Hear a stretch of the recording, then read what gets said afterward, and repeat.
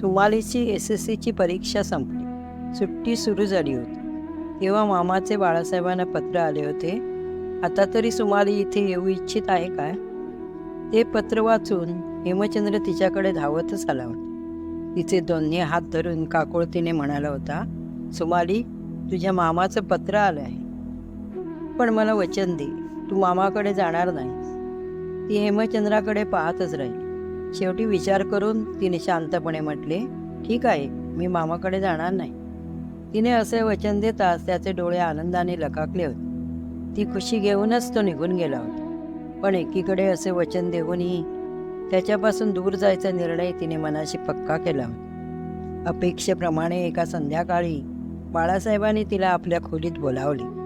मामाचे पत्र तिच्या हाती देऊन म्हटले, सुमाली, तू कोणताही निर्णय घे, मामाकडे गेलीस तरी तुझा सारा खर्च मी करणार आहे. सुमाली मान खाली घालून गप्प बसली. तेव्हा तेच म्हणाले, मग इथल्याच कॉलेजात नाव घालायचे ना?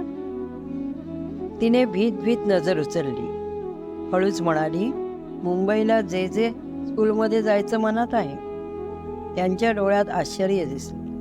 ती आपल्याकडेच राहील अशीच त्यांना उमेद होती. त्यांनी एक सुस्कारा सोडलेला तिला स्पष्टपणे जाणवले. क्षणभर गप्प राहून स्वतःच्या भावनावर ताबा मिळवून ते म्हणाले, ठीक आहे, म्हणजे मामाकडे जायचं आहे तुला? नाही म्हणजे? आश्चर्याने तिने पुसले. मी हॉस्टेलला राहणार आहे. धैर्य एकवटून तिने उत्तर दिले. बाळासाहेब हसले. ठीक आहे, तुझ्या मनासारखे होईल. मी हेमचंद्राला सांगतो, तो सोबत येईल तुला मुंबईत.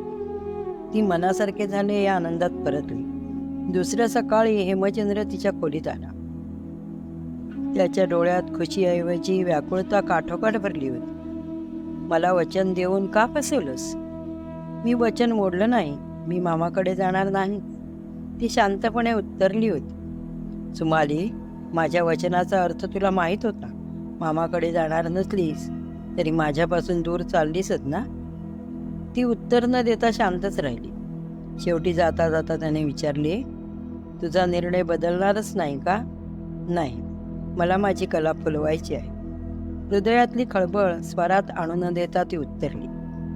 आणि हेमचंद्र निघून गेला, कायमचा रागावून. तसा तो तिच्याबरोबर मुंबईला गेला होता. तिला ॲडमिशन मिळवून दिली होती.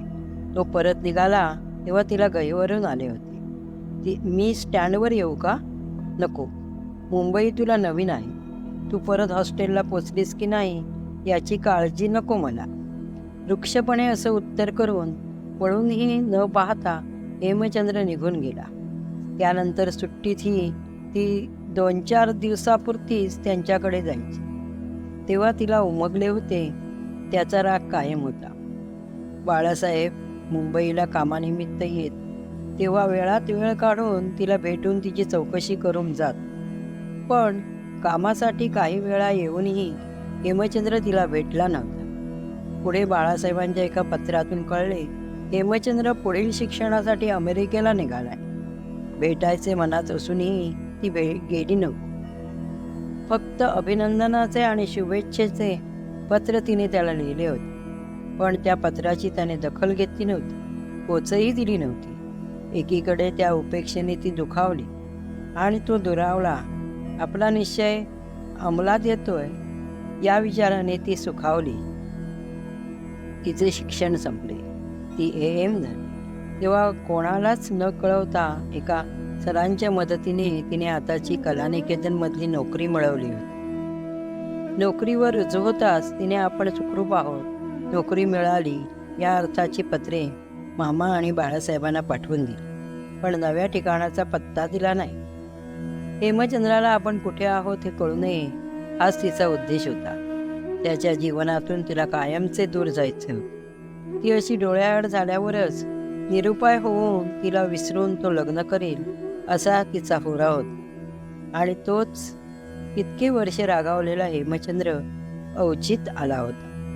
पण तरीही तिचा अपराध विसरला नव्हता, विसरू शकणार नव्हता. कॉफी निघून चालली. हेमचंद्राने तिला तंद्रीतून जागे केले. थंडगार कॉफी तिने एका घोटात पिऊन टाकली. हेमचंद्र निघून गेला.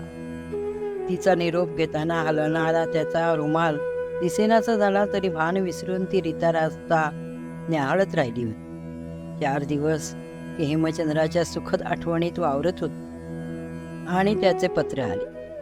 अधीरपणे तिने कागद उलगडला. प्रिय सुमाली, तुझा निरोप घेऊन निघालो तो अगदी ठणठणीतपणे घरी पोचलो. तुझ्यावरचा सारा राग रुसवा सोडून आपणहून मी तुझ्याकडे आलो. मी का आलो ते मी सांगितले नाही, तू विचारले नाहीस. सुमाली, मी पाहायला आलो होतो तुझ्या मनात हेमचंद्र कितपत जिवंत आहे आणि मला सांगताना खुशी होते. तुझ्या सहवासात 3 दिवस राहून मी जाणले तुझ्या मनात हेमचंद्र नुसता जिवंतच नाही तर तुझ्या जीवनाच्या कणाकणात तो भरून राहिला. खरं तर तू काही सांगितलं नाहीस, तरीही तुझ्या स्पर्शाने, तुझ्या नजरेने सारं सारं मला सांगितलं. तुझी सारी भीती अनाठाई आहे. सुमाली, मी डॅडीना आणि मम्मीला सारं सांगितलं आणि बंगल्यात चक्क लग्नाची धावपळ उडून गेली. सारा बंगला नुसता हवेत तरंगतो. 1-2 दिवसात सवड काढून डॅडी तुझ्या मामाकडे जाऊन येणार आहेत. तर सुमाली, तुला आता एकच अगदी हात जोडून विनंती, मध्येच डोकं चालवून या रंगाचा बेरंग करू नकोस. येणाऱ्या घडीला आनंदाने सामोरी जा. इथली पोरकी झालेली वेडी कुलबाक्षी आणि तिचा तसाच वेडा स्वामी तुझी डोळ्यात प्राण आणून वाट पाहत आहे हे विसरू नकोस. तुझ्या प्रेम भरल्या पत्राच्या प्रतीक्षेत तुझा हेमचंद्र. हेमचंद्र, माझे हेमचंद्र.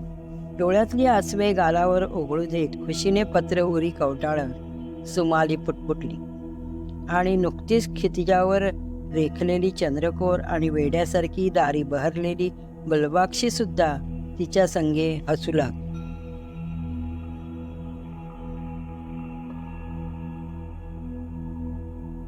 बोलकी शब्दफुले या चॅनलवर मी तुमच्यासाठी कथा घेऊन येणार आहे. कथा आवडली तर चॅनलला सबस्क्राईब करा, व्हिडिओला लाईक, शेअर आणि कमेंट करा. आज इथेच थांबूया. भेटू पुन्हा पुढच्या भागात.